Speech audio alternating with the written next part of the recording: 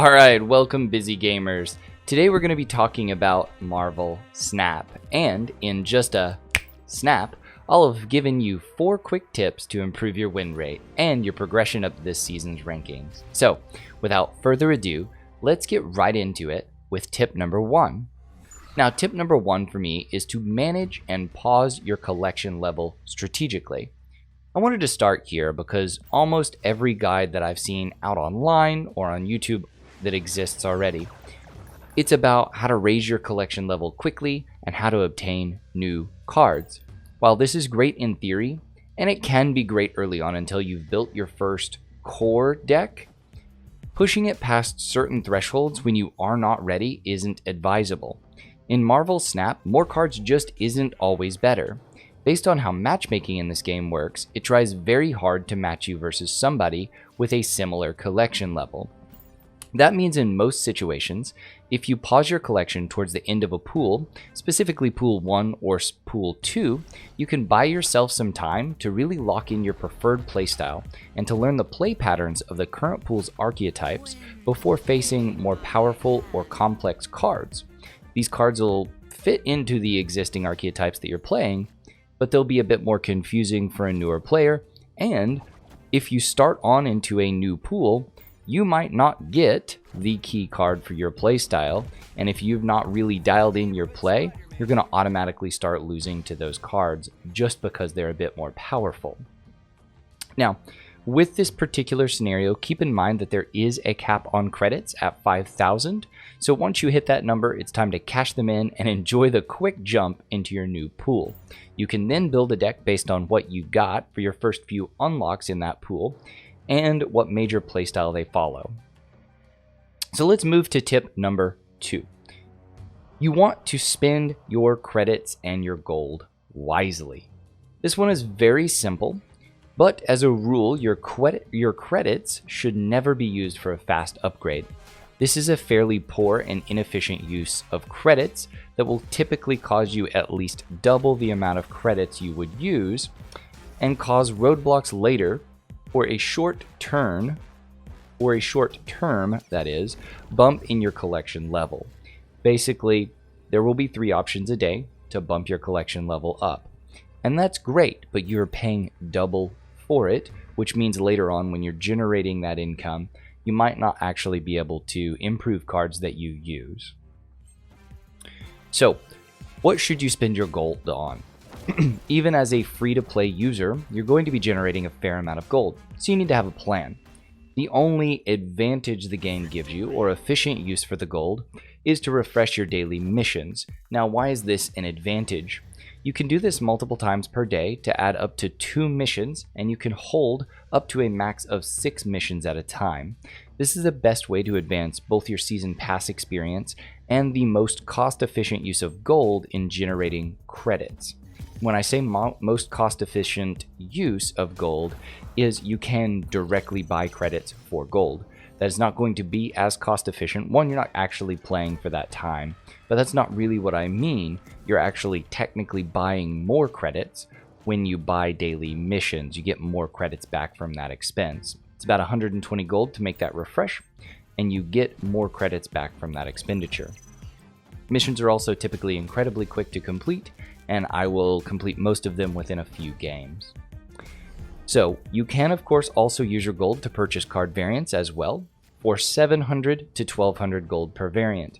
This is a purely aesthetic choice, but here I do have some recommendations for you. Only purchase the variants priced at 1200 versus the 700 gold, as the higher cost variants are only available in this manner, meaning you can only get them by purchasing them. However, the 700 cost variants are available as rewards via in-game chests or in-game random unlocks. That's all I really have to say about that one, so let's move on to tip number 3. Now, tip number 3 is something that people really like to play around with, and more power to you if you want to do that. But if you're just looking to improve your win rate, you should pick an archetype and you should stick with it early on. Now, first, what's an archetype in this context? An archetype is a common verbiage used to define a specific strategy. In the early phases of Marvel Snap, you're going to be looking at archetypes centered around the following things: on reveal, ongoing, swarm or zoo if you're a Magic player, and to a limited extent, discard decks. Each of these overall archetypes have subsets and variations, which I'll talk about in other videos, but for now, you should pick one and you should stick with it. I can describe a little about each of them before making a quick recommendation of what I would start with. However, I will put links to decks or other articles below, so you can check that out if you're looking for a very specific deck recommendation. Now, on reveal decks, of course, really are going to focus around the on reveal keywords on cards. These typically are a bit more gambling, meaning that you need to be playing things like Rocket Raccoon or Gamora in an area where somebody else will be playing, triggering the on reveal effect that then also affects their cards. That's not always entirely true. There are on reveal effects that do things only to your own cards, but on reveal decks will primarily have on reveal effects. You'll then also use big bomb cards in the end, like Onslaught, to trigger them again, or Odin, that is, to trigger them again. So those decks do tend to be fairly powerful. You can easily climb through 50, 60 of your ranks with an on reveal deck. Ongoing decks, of course, use ongoing powers. Early on, you're going to see a lot of things like Mr. Fantastic. Later on in Pool 2, you're going to add things like the Sandman, Ember Maw, etc. Ant-Man is a very popular ongoing effect. We are then going to move into Swarm or Zoo decks. Swarm decks and Zoo decks tend to try to flood the board with a lot of very low cost but high efficient bodies, and then they'll use their last couple of turns to buff all of those efficient bodies. This becomes a little bit less viable in later game, or we have to adjust our strategy a bit to deal with counter cards.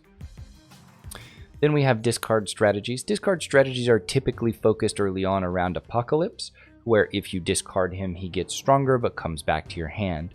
There are other discard cards and synergies early on, but these tend to be a bit more inconsistent than the rest of the decks that I've talked about. So my personal recommendation here is to play a Swarm or a Zoo deck. This is an incredibly efficient deck. It has a lot of flexible slots, meaning it cares less about your collection or card levels. And in early pools, it's incredibly easy to play.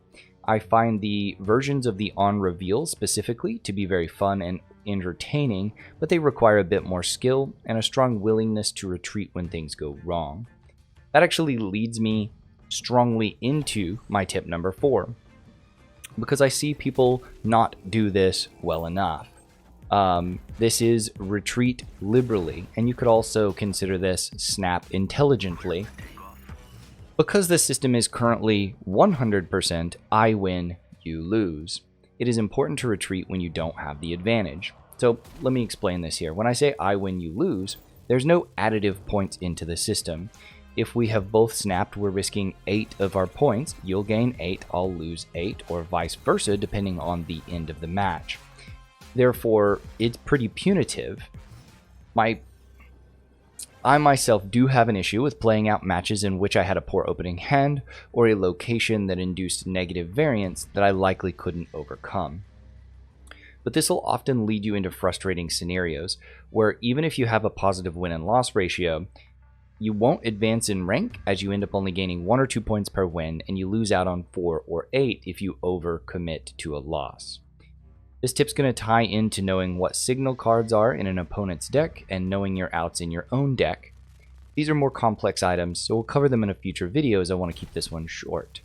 However, the main point I want to get across on this is, if you feel like you're behind and you don't know what your opponent's deck will do, if they snap, you should retreat immediately.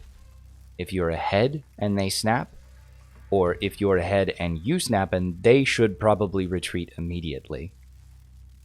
It's just very easy to advance by gaining 4, losing 1, gaining 4, losing 1. You can afford 4 losses before you actually have to win another game if you're playing that intelligently. So those are 4 ways I think that you will improve your win-loss ratio early on in Marvel Snap, and also your journey up to the higher echelon, that coveted 100 rank. Good luck and enjoy Marvel Snap. I'll see you next time.